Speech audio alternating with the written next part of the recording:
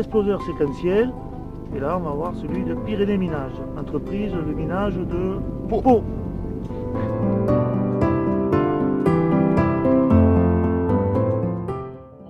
Bonjour, je me présente, je m'appelle Emmanuel Soleil-Avou, je suis chef mineur et donc bout de feu pour la société Pyrénées Minage depuis quelques années.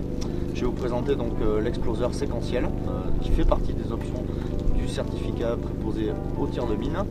Donc comme au même titre que l'électronique, au même titre que le souterrain ou le subaquatique, c'est une option bien spécifique. Donc il faut savoir aussi que l'exploseur doit être révisé une fois par an, obligatoirement par un organisme agréé. L'exploseur séquentiel, c'est un instrument avec 10 lignes de tir. Donc tu m'expliques, Manu, comment ça marche?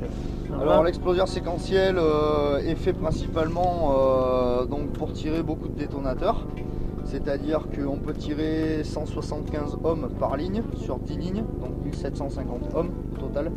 Cet exploseur là est conçu pour tirer que des détos AMI et seulement des détos AMI donc de moyenne intensité. D'accord, explique-moi comment marchent les roulettes, le contact, la mise en œuvre complète. La mise en œuvre complète. Donc insérer la clé dans le contact. Voilà, ensuite mettre le contact, c'est seulement une sécurité. Ensuite brancher le câble donc qui est relié à la planchette de tir. Les molettes qui sont situées donc à la base, vous avez plusieurs types de séquentiels. Vous avez les séquentiels à pas fixe, c'est-à-dire qu'il y a une molette centrale et en fait le temps que vous programmerez sur la molette centrale sera le temps pour toutes les lignes, tous les écarts entre la 1 et la 2 et la 3, la 3 et la 4, ainsi de suite.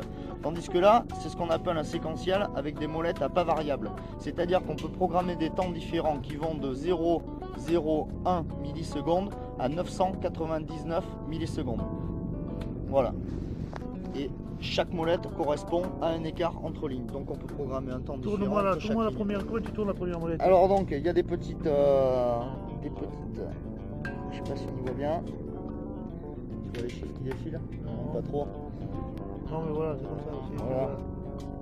Ce sont des petits boutons où l'on appuie dessus et c'est un compteur qui est gradué de 0 à 9.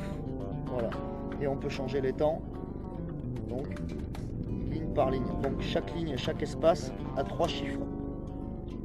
Et ces chiffres correspondent en millisecondes. Voilà, donc il faut appuyer sur le bouton charge lorsqu'on a mis le contact et ensuite appuyer sur le bouton tir sans relâcher le bouton charge lorsque le voyant prêt à tirer est allumé. Séquentiel, il est suivi il est branché au bout d'une plaquette avec 10 lignes de tir.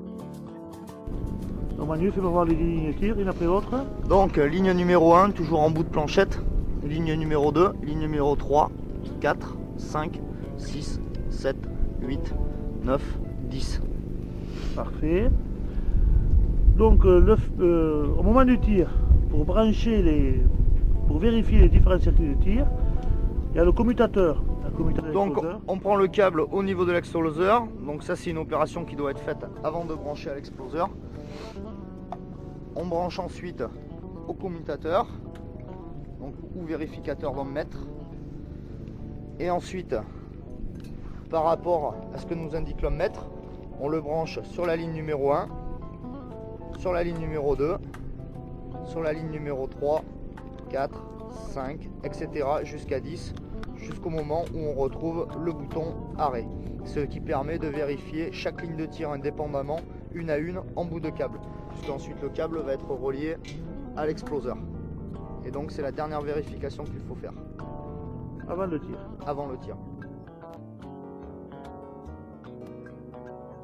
Donc on branche donc la dernière manipulation après la vérification des lignes sur la planchette. La dernière manipulation que l'on doit faire lorsque la zone de tir est complètement bloquée. Insérer le câble de tir dans l'appareil. C'est inscrit câble de tir. Mettre la clé de contact dans la serrure.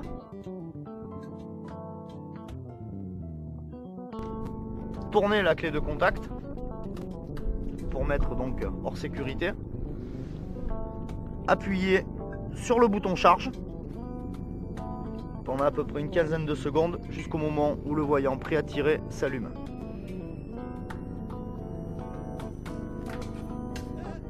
Lorsque le voyant prêt à tirer est allumé comme maintenant, il ne reste plus qu'à appuyer sur le bouton tir.